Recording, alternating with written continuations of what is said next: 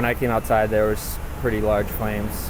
It was pretty widespread, so definitely concerned about the neighbors. An apartment building goes up in flames in Boulder. Firefighters have been out there for hours. Now, several people are out of their homes. This was a very large fire that took a lot of resources. President Joe Biden is in Poland visiting American troops and showing support for NATO allies as the war in Ukraine enters its second month.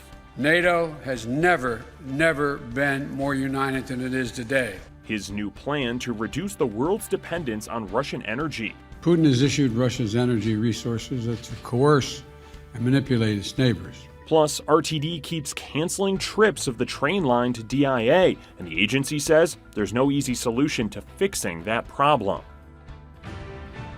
But we begin with some breaking news at 11. Southbound I-25 near Johnson's Corner near Loveland is closed because of a crash. You're looking live at those traffic backups. The State Patrol says 3 cars are involved and 1 driver is trapped and needs to be rescued. It's unclear when that road will reopen.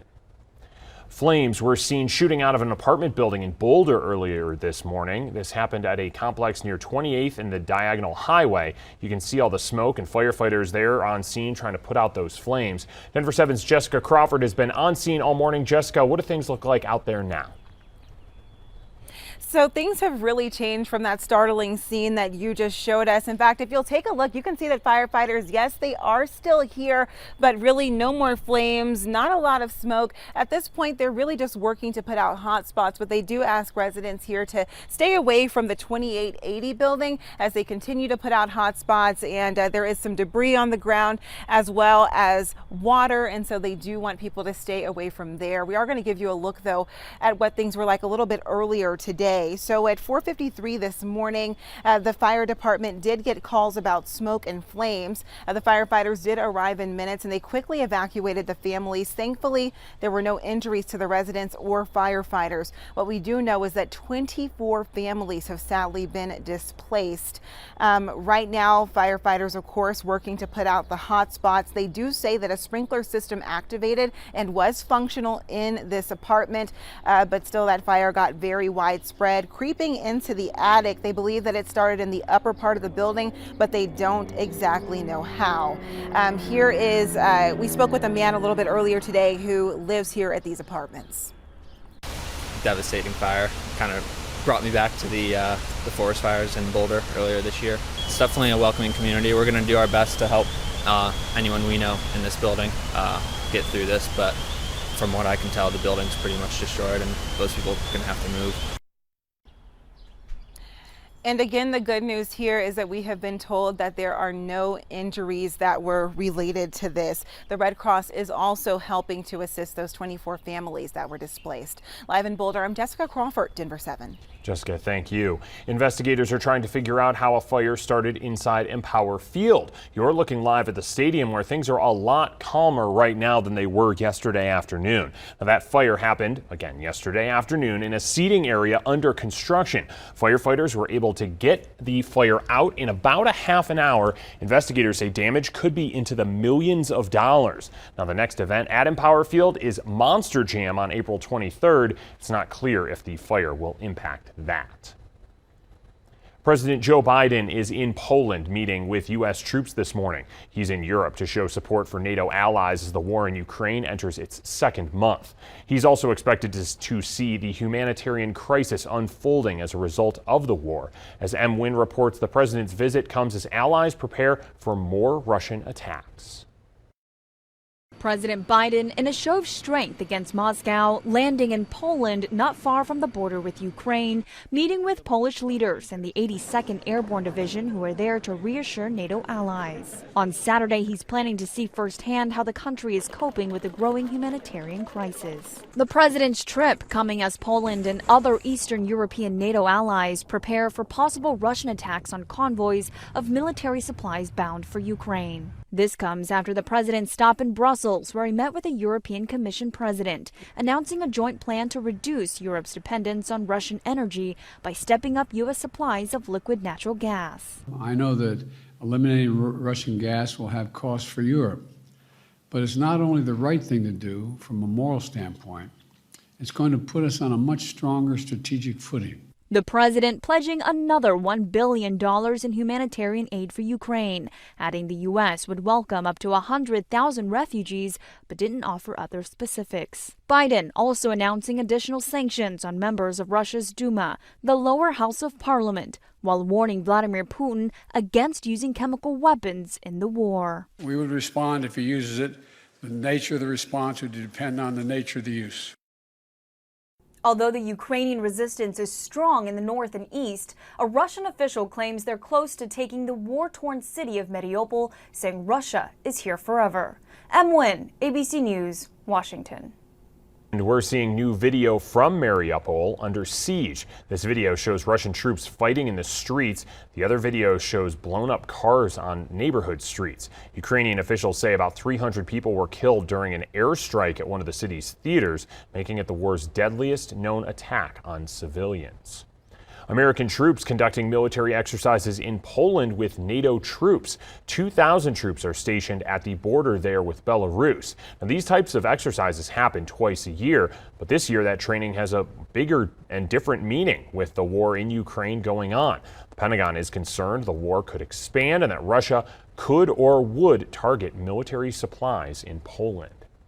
First Lady Dr. Jill Biden is coming to Colorado today. She'll arrive this afternoon for a Democratic fundraiser and a White House event. She'll also be the guest speaker at the Latin American Education Foundation Gala. Health and Human Services Secretary Xavier Becerra is also in Denver to talk about the state's COVID response and ways to strengthen our mental health system. He's at a roundtable right now with Governor Jared Polis and community leaders. Then he will visit the Mathematics and Science Leadership Academy in Denver to talk about youth mental health treatments. We're hearing from the family of a woman who was one of 5 people found dead in a Commerce City apartment last month. Officials believe they died from fentanyl poisoning. The mother and sisters of Karina Rodriguez are still grieving her death. They say Karina was a loving daughter, sister, and devoted mother of 2 children. Her family says they recently learned of others impacted by fentanyl poisonings and are committed to raising awareness in Karina's name. It's not okay that, one night she happens to, be at home and do something that she didn't characteristically do, and 5 minutes and she's gone. And that's just not okay.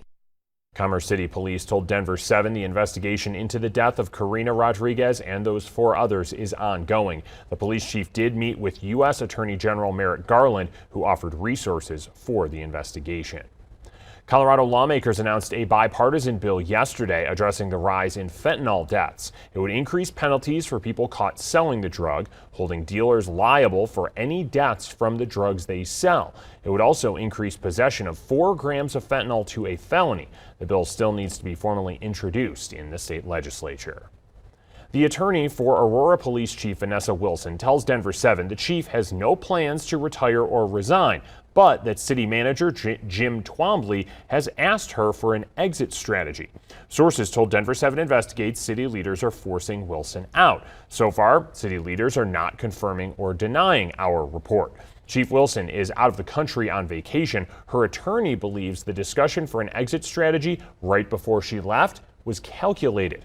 Aurora's city manager will have the final say on whether the chief stays or goes. Young people in Denver are focusing on public safety. The 26th annual Safe City Youth Summit is happening right now at the Colorado Convention Center.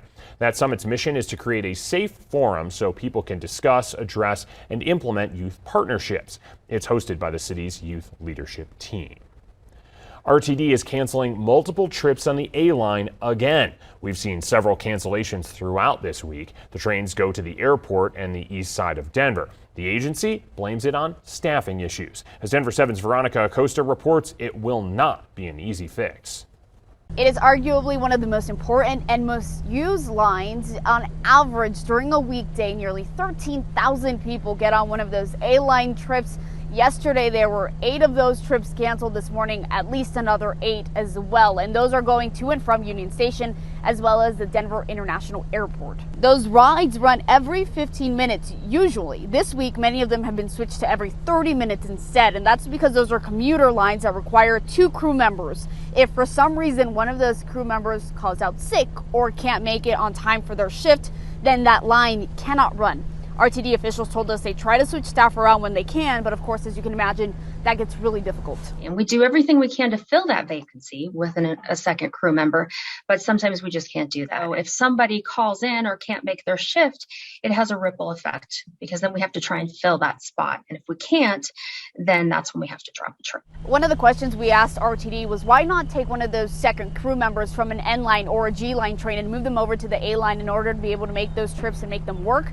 They said that's because that second crew member on that commuter rail, that A-Line, it is an armed security officers, and many of those other lines don't have that, and that's why they can't do that. We also asked if at any point they'll consider just getting rid of the every 15-minute train ride, instead making them every 30 minutes to avoid having to go ahead and cancel every morning or when they have to cancel. They said that's not an option. They're trying to get them staffed as best as possible right now. In Denver, I'm Veronica Acosta, Denver 7.